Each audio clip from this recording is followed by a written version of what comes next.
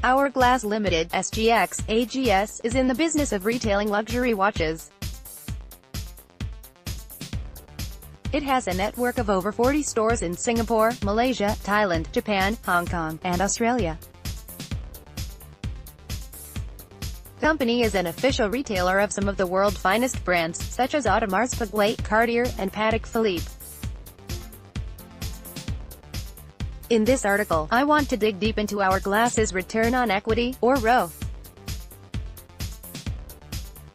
The choice of ROE. Why the ROE, some of you might be asking? That's because the financial metric gives investors important insight on a company's ability to generate a profit using the shareholders. Glass Ltd. (SGX, AGS) is in the business of retailing luxury watches. It has a network of over 40 stores in Singapore, Malaysia, Thailand, Japan, Hong Kong, and Australia. The company is an official retailer of some of the world's finest brands, such as Audemars Piguet, Cartier, and Patek Philippe.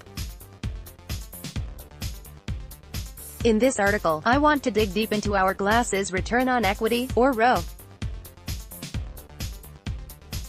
The choice of ROE. Why the ROE, some of you might be asking? That's because the financial metric gives investors important insight on a company's ability to generate a profit using the shareholders' capital it has. A ROE of 20% means that a company generates 20 cents in profit for every dollar of shareholders' capital. In general, the higher the ROE, the more profitable a company is.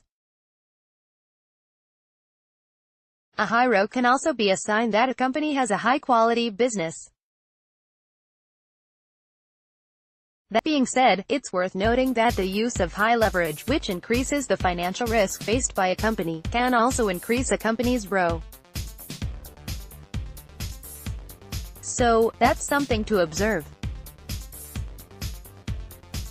Calculating the ROE. The ROE can be calculated commonly using the following formula: ROE equals net profit, shareholders' equity, but the ROE can also be calculated using a different approach shown below. ROE equals asset turnover x net profit margin x leverage ratio. Doing so will reveal three important aspects about a company: how well it is managing its assets, how efficient it is at turning revenue into profit, and how much financial risk it could be taking on. For more information about this formula, you can check out here. With that, let's turn our attention to the ROE of Hourglass. The actual numbers. The asset turnover measures the efficiency of a company in using its assets to generate revenue. It is calculated by dividing a company's total revenue by its assets. For Hourglass, it had total revenue of $691.6 million and total assets of $626.1 million in its fiscal year ended the 31st of March 2018, FY 2017-18.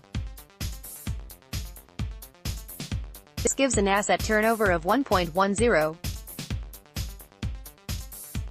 The net profit margin measures the percentage of revenue that is left as a profit after deduction of all expenses. In FY 2017-18, Hourglass had a net profit margin of 7.3%, given its net profit of $50.7 million and revenue of $691.6 million.